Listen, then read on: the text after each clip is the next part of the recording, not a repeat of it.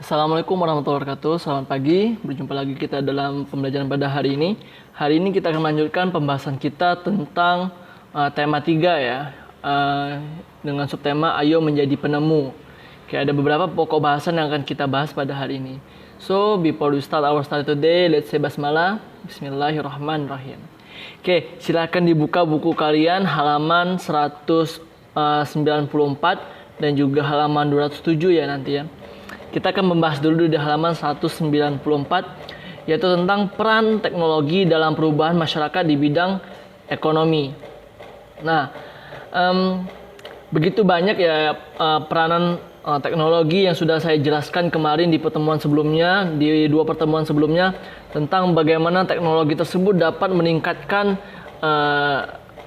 daya hidup masyarakat ya, khususnya di bidang ekonomi. Nah, terutama di bidang produksi, distribusi, dan juga bagaimana cara kita mendapatkan barang kita tersebut.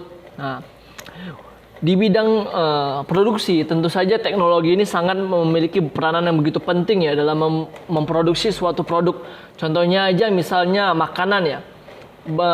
Makanan-makanan yang ada di supermarket yang sering kalian temui seperti mie instan, makanan kaleng, ataupun roti, biskuit, snack dan lain sebagainya, itu merupakan hasil makanan yang diproduksi dengan teknologi, dengan beberapa macam alat-alat yang memudahkan kita untuk memproduksinya dalam waktu yang singkat, tapi dengan kualitas yang tetap baik. Nah, dengan produksi inilah kita bisa meningkatkan perekonomian kita ya.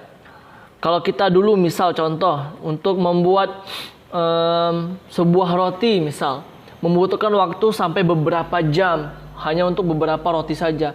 Tapi kalau sekarang dengan teknologi, dengan produksi, dengan mesin-mesin produksi pembuat roti misal, kita bisa membuat dalam waktu 1 jam itu beberapa puluh roti, bahkan ratusan roti ya, dengan skala yang sesuai dengan mesinnya. Misal contoh lagi, kita membuat misal snack misalnya, ataupun makanan kaleng, mie misal contoh. Kalau dulu menggunakan mie misal untuk 1 mangkuk mie kita membutuhkan beberapa waktu. Tapi kalau sekarang kan tinggal digiling kemudian diproses, tinggal jadi aja bentuknya seperti mie seperti itu.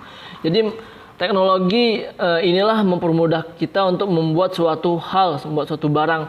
Mobil juga. Kalau dulu kan masih dirangkai dengan secara manual. Kalau sekarang kan tidak, semuanya menggunakan mesin produksi yang memiliki efisiensi waktu yang begitu baik dan lebih cepat. Kemudian seperti contoh produksi pangan kita ya.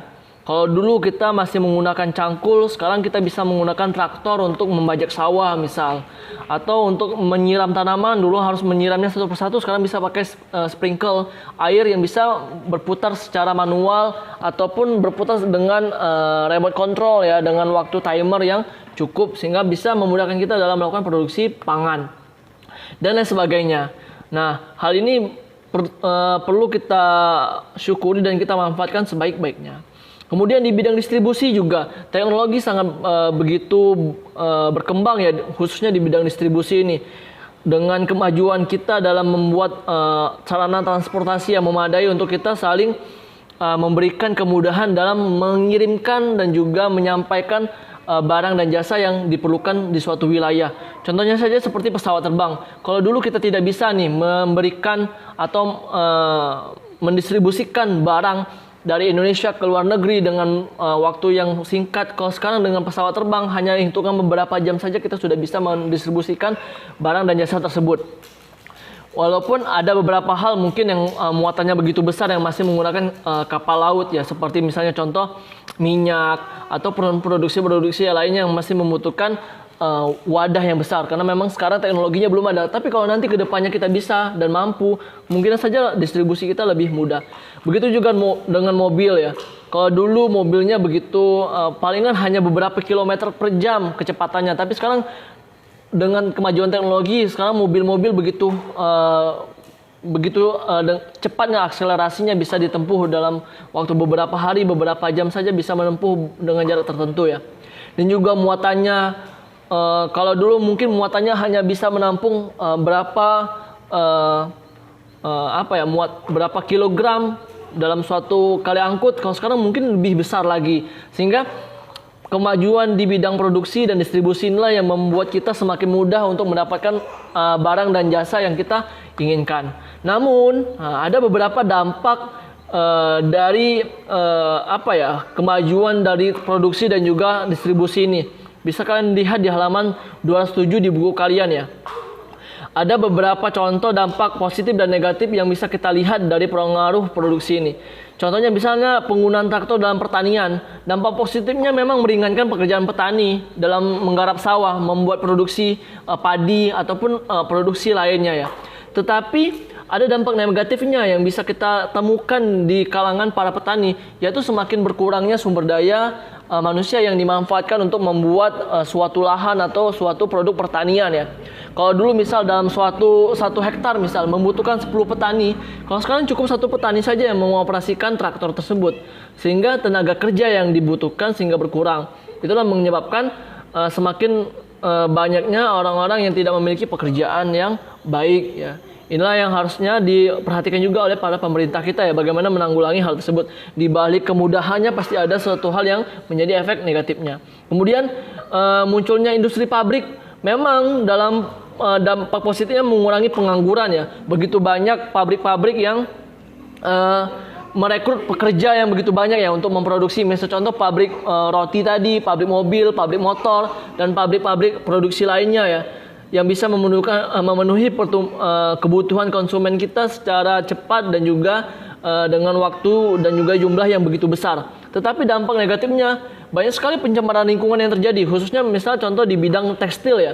Kalau kalian lihat di Bandung, di daerah Jawa Barat, produksi tekstilnya memang begitu besar, tetapi dampak lingkungannya begitu besar juga terhadap bagaimana sungai-sungainya begitu banyak yang tercemar. Kemudian contoh misal akibatnya dari industri mobil misalnya, semakin banyak kemacetan yang terjadi karena orang semakin mudah mendapatkan kendaraan ya, begitu banyak polusi udara dan sebagainya.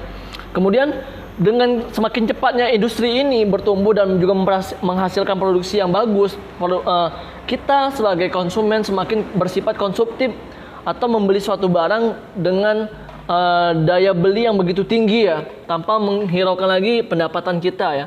Banyak sekali orang-orang yang membeli barang-barang yang tidak sesuai dengan kebutuhannya. Contoh misal, seseorang yang sudah memiliki pakaian yang bagus, dengan melihat pakaian yang lebih bagus lagi, akhirnya membeli pakaian yang baru tadi. Padahal pakaiannya baru saja dibeli, misal contoh. Atau HP, baru saja kita membeli HP dengan kualitas yang paling bagus saat itu. Kemudian beberapa bulan kemudian muncul lagi HP dengan kualitas yang lebih bagus lagi.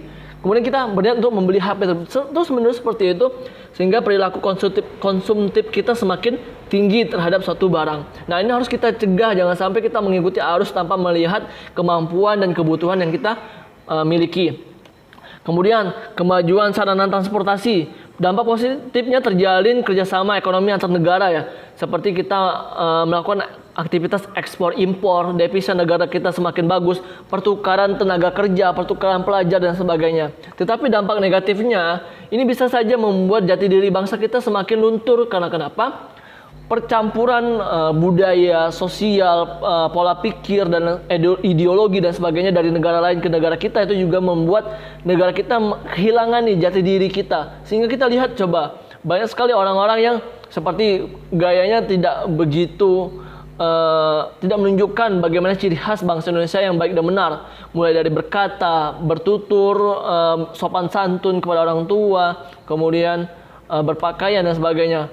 Kalau zaman dahulu kita begitu menjunjung tinggi nilai-nilai hal tersebut, tapi dengan perkembangan zaman yang begitu masifnya, pertukaran informasi yang begitu masifnya membuat jati diri bangsa kita semakin luntur.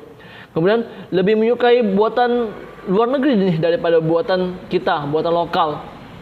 Seperti yang kita ketahui ya, brand-brand luar negeri begitu mahal di negara kita dan juga begitu disukai, padahal brand yang ada di negara kita juga tidak kalah saing dengan brand-brand yang ada di luar. Nah, ini harus kita perhatikan dan kita cermati, jangan sampai dampak negatif ini terdampak kepada diri kita. Sehingga seharusnya teknologi dan penemuan-penemuan lainnya yang kita temui, yang kita miliki tidak mengubah jati diri kita dan juga tidak mengubah nilai kehidupan kita menjadi orang yang begitu tergantung terhadap produksi yang terus-menerus terjadi. Sehingga kita bisa menyesuaikan nih dengan apa yang kita butuhkan dan apa yang kita inginkan. Nah, silahkan nanti kalian kerjakan nih lembar kerja yang sudah disampaikan di kertasnya. Silahkan ditulis dengan jelas apa jawaban yang sudah diberikan ya.